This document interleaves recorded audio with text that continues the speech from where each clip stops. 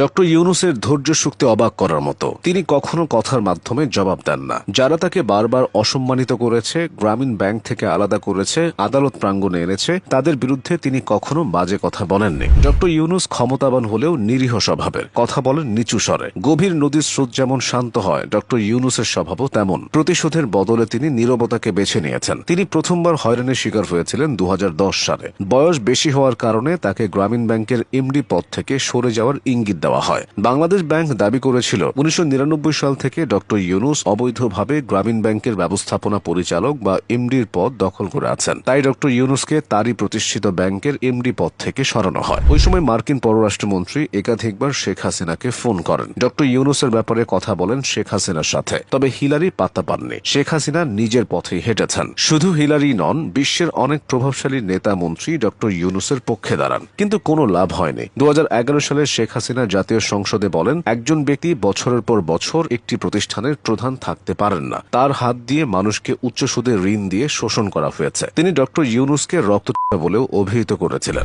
এরপর আসে বিশ্বব্যাংক ও পদ্মা সেতু প্রসঙ্গ। 2012 সালে বিশ্বব্যাংক পদ্মা সেতু নির্মাণে অর্থায়ন প্রত্যাখ্যান করে দেয়। এই জন্য শেখ হাসিনা সরাসরি ডক্টর ইউনূসকে দায়ী করে। তবে ডক্টর ইউনূসের দাবি ভিন্ন। তিনি বলেন, এটি হাস্যকর অভিযোগ। বাংলাদেশে পদ্মা সেতু হবে, এতে আমি গৌরবান্বিত। বিরোধিতা করার প্রশ্নই ওঠে না। অথচ তিনি আমার বিরুদ্ধে বলতেই থাকলেন। উনি এত শক্তিধর যে আমার কথা কিছুই থাকে না। পদ্মা সেতু হয়ে গেলে শেখ হাসিনা ডক্টর ইউনূসকে উদ্দেশ্য করে বলেছিলেন, পদ্মায় চুবানি দেওয়া উচিত। জবাবে ইউনূস কিছুই বলেননি। এর মধ্যে তার নামে কর ফাঁকি, শ্রম আইন লঙ্ঘন সহ নানান অভিযোগে মামলা হয়। এমনও গুঞ্জন আছে যে আদালতের লিফট বন্ধ রেখে ডক্টর ইউনূসকে 8 তলায় ওঠানো হতো। তিনি যেহেতু আন্তর্জাতিক অঙ্গনে পরিচিত ও সম্মানিত ব্যক্তি, তাই বিভিন্ন সময় হিলারি ক্লিন্টন, আল গোর, কফি আনান, নোবেল কমিটি সহ নানান জায়গা থেকে তাকে হয়রানি বন্ধের ব্যাপারে বলা হয়েছে। তবে শেখ হাসিনা এসব বিদেশি চাপকে বাংলাদেশের অভ্যন্তরীণ বিষয় হিসেবে দেখিয়ে নিজের সিদ্ধান্তে অটল থেকেছেন। এসবের মধ্যে আওয়ামী লীগের কেউ কেউ ডক্টর ইউনূসের নোবেল প্রত্যাখ্যানের দাবি জানিয়েছে, তাও জাতীয় সংসদের মতো জায়গায়। ডক্টর ইউনূসের বিপক্ষে বিবৃতিতে সই না করে বরখাস্ত হন deputy attorney general Emran Ahmed Bhuiyan. তিনি বলেছিলেন, ডক্টর ইউনূস শুধু বাংলাদেশেরই নয়, বিশ্বেরও সম্পদ। এছাড়া ডক্টর ইউনূসের সাথে